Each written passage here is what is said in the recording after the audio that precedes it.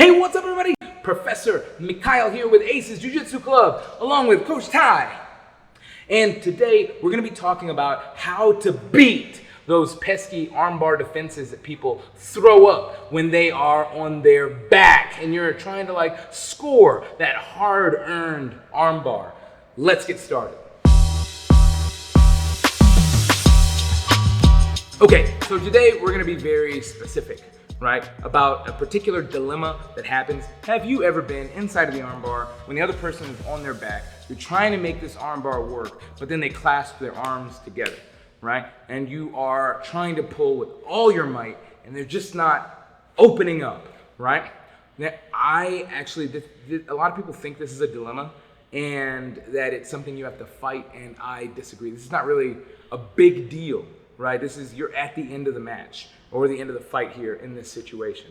All right, so first things first, let's talk about a couple of things. While maybe in some of my previous videos you have heard I am not an advocate of you crossing your ankles when his back is to the sky, like if you're in the guard, right? When his back is to the ground, I'm totally okay with you crossing your ankles, right? Because his head is pressed up against something, i.e. the ground, right? Or e.g. the ground, right? So anyway, that being said, now that I'm here, what makes him, what was the encumbrance? The problem with this position is that this rear hand is stopping me from being able to straighten and armbar his near side hand, the one that's closer to me. So what do I do, right? There's a couple of awesome solutions that are very easy that I know you're gonna love, and you should be able to apply these even if the other person is really smart and strong and or athletic. Right? So thing number one, notice I cross my ankles, I'm gonna adjust for weight. This is kind of the invisible jiu-jitsu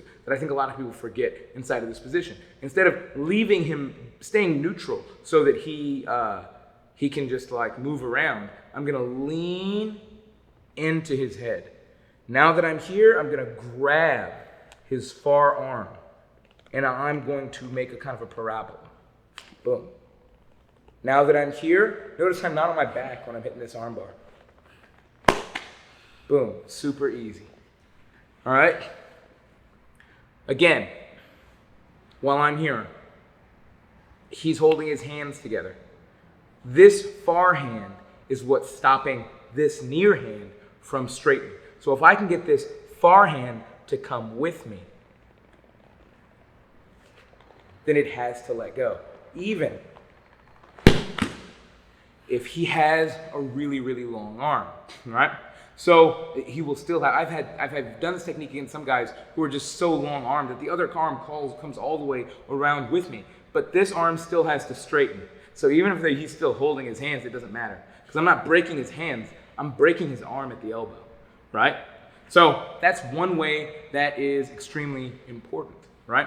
I have another really cool option that's available to me, right? And that's to take the leg that's on his head and for me to hold on tight at the elbow and for me to use my legs to push it out,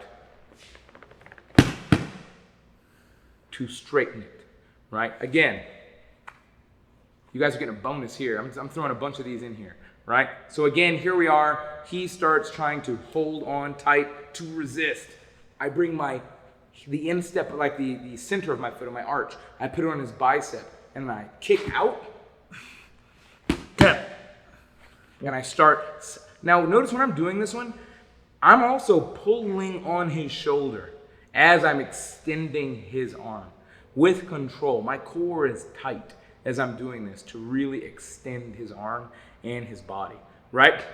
Let's move on to my next one, the final one for this video that I think is absolutely fantastic. If you do this technique, let me know how much you love this one, because this one is absolute money. Every time I share this technique with somebody, they start to utilize it as one of their go techniques, right? Their defaults. All right, so here we are in this situation. I have this person and I'm trying to armbar them, but he's really strong. Maybe I try to kick his leg out. Maybe my leg is too long. Maybe I'm just anxious, whatever is going on. I'm going to lean in this direction and I'm going to put my foot through the hole. I'm going to thread my foot through the hole. This has not opened anything. There's not a bunch of pressure or tension. I'm going to release his head. As he starts to turn up, when he gets 90 degrees to the ground, start turning, coach. Once he's here, now I'm going to triangle and turn it on. I'm going to show this one again. So he's holding on. I'm going to thread the needle. I know you've seen me do it with my hand, but I can also do it without. Boom. Now that I'm here and I maintain control in this arm, I'm gonna let his head out and I'm gonna clamp down. And now it's easy to go back to the armbar inside of my triangle, or B, he starts to get up and he is in a really deep triangle. That is our last way to deal with the dilemma of the armbar. Keep training, keep going. Os. What's up, guys? If you like this video, I know you're gonna love these videos. So make sure to check them out. But if you've already liked and subscribed and clicked the bell, you can also check us out on Facebook, Instagram, wherever else we are, because we're always hosting cool new contests and cool content on those places too. Keep training, keep growing.